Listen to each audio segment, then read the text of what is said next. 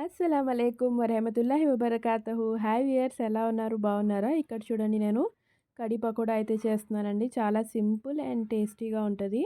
White రైస్తో, plain white రైస్తో అయితే ఇది చాలా టేస్టీగా ఉంటుంది. ఇది సైడ్ డిష్ అండి రైస్కి. చాలా ఈజీగా అయితే అయిపోతుంది. నేను చూపిస్తాను చూడండి. మనం ఆయిల్ ఇక్కడ హీట్ అవ్వడానికి పెట్టాము.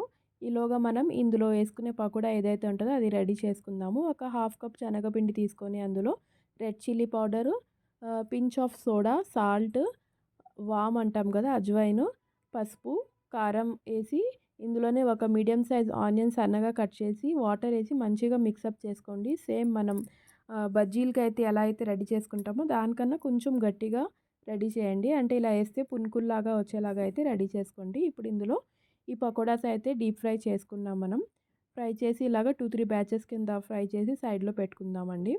ఇది చాలా టేస్టీగా ఉంటుందండి. పాతకాలపు రెసిపీ ఇది. కొంతమంది ఇళ్లలో ఇప్పుడు కూడా యూస్ చేస్తుంటారు. కడీ పకోడా అనేది చేస్తుంటారు. మీరు చేయకపోతే మట్టుకి ఈ రెసిపీ కంపల్సరీగా ట్రై చేయండి. చాలా టేస్టీగా ఉంటుంది. నేను ఇక్కడ 1 లీటర్ మజ్జిగ అయితే తీసుకున్నానండి. చిక్కటి మజ్జిగ ఉంటుంది కదా, ఆ మజ్జిగ 1 లీటర్ తీసుకున్నాను.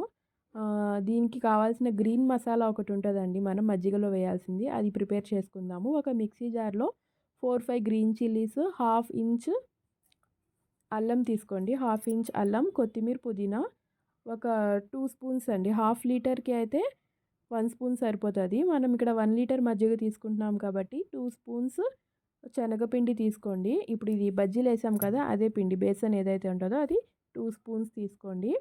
అందులోనే ధనియా పౌడర్ ఒక హాఫ్ స్పూన్, జీరా పౌడర్ హాఫ్ స్పూన్, పసుపు ఒక 1 స్పూన్ పసుపు ఇలా తీసుకొని మంచిగా ఇది కూడా గ్రీన్ మసాలా ఏదైతే ఉందో కొత్తిమీర, పుదీనా, పచ్చిమిర్చి, అల్లం అందులో వేసి మిక్సీ జార్లో మొత్తం మంచిగా ఫైన్గా పేస్ట్లా చేసుకోండి.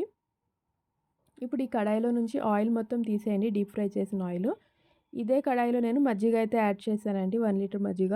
ఇప్పుడు ఇది గ్రీన్ పేస్ట్ ఏదైతే ఉన్నాయో స్పైసెస్ అన్నీ కలిపి మనం పేస్ట్ చేసుకున్నాం కదా, అదంతా ఇందులో యాడ్ చేసి ఇంకొక హాఫ్ కప్ వాటర్ అయితే యాడ్ చేశానండి. చాలా చిక్కగా ఉంది మజ్జిగ. సో ఇక్కడ మనం స్టవ్ ఆపకుండా స్టవ్ దగ్గర నుంచి కదలకుండా మనం మంచిగా అది మిక్సప్ అయితే చేస్తుండండి. ఎందుకంటే మజ్జిగ కదా, ఇది పొంగి బయటకు వచ్చేస్తుంది. సో ఇలాగ మనం అక్కడే ఉండి మిక్సప్ చేస్తుండండి. టేస్ట్కి సరిపడా సాల్ట్ అయితే ఇక్కడ యాడ్ చేయండి. ఇప్పుడు చూడండి, ఇది మంచిగా కలర్ చేంజ్ అయ్యి మంచిగా థిక్గా అవుతుంది. ఎందుకంటే మనం ఈ పేస్ట్ చేసినప్పుడు శనగపిండి యాడ్ చేసాం కాబట్టి.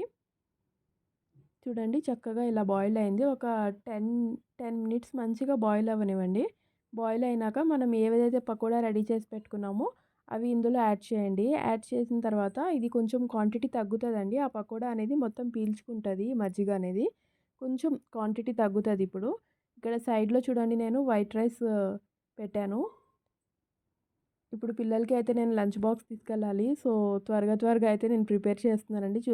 చెప్పాను కదండి నేను, ఈ పకోడా అనేది కొంచెం అది అబ్జర్వ్ చేసుకుంటుంది అనమాట మజ్జిగని. ఇప్పుడు ఇక్కడ సైడ్లో పెట్టండి, స్టవ్ ఆఫ్ చేయలేదు. ఇంకొక 5 మినిట్స్ అది అలాగే అవుతుంటుంది.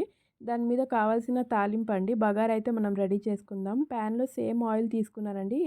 ఆ పకోడా ఏదైతే ఫ్రై చేశానో డీప్ ఫ్రై, అదే ఆయిల్ ఇక్కడ తీసుకొని అందులో ఒక హాఫ్ స్పూన్ మెంతులు, ఒక మీడియం సైజ్ ఆనియన్ అయితే కట్ చేసి యాడ్ చేశాను. 4-5 గార్లిక్ అండి, వెల్లుల్లి రెబ్బలు ఉంటాయి కదా, అవి కూడా మంచిగా పీల్ ఆఫ్ చేసి యాడ్ చేయాలి. ఇందులోనే మనం కరివేపాకు యాడ్ చేయండి. తర్వాత ఒక హాఫ్ స్పూన్ జీరా యాడ్ చేయండి. ఎండుమిర్చి యాడ్ చేయండి. ఒక మీడియం సైజ్ టమాటో కూడా కట్ చేసి మంచిగా స్మాష్ అయ్యేంత వరకు కుక్ చేసుకోండి ఆయిల్లో. ఇప్పుడు ఒక స్పూన్ రెడ్ చిల్లీ పౌడర్ వేసి వెంటనే స్టవ్ ఆఫ్ చేసేయండి. ఇప్పుడు ఈ తాలింపు మొత్తాన్ని ఇక్కడ వేసుకొని మంచిగా ఒకసారి మిక్సప్ చేసి పైనుంచి కొత్తిమీరతో కొంచెం గార్నిష్ చేసుకోండి. అంతే అండి, ఎంతో టేస్టీ అయినా కడీ పకోడా అయితే రెడీ అయిపోయింది.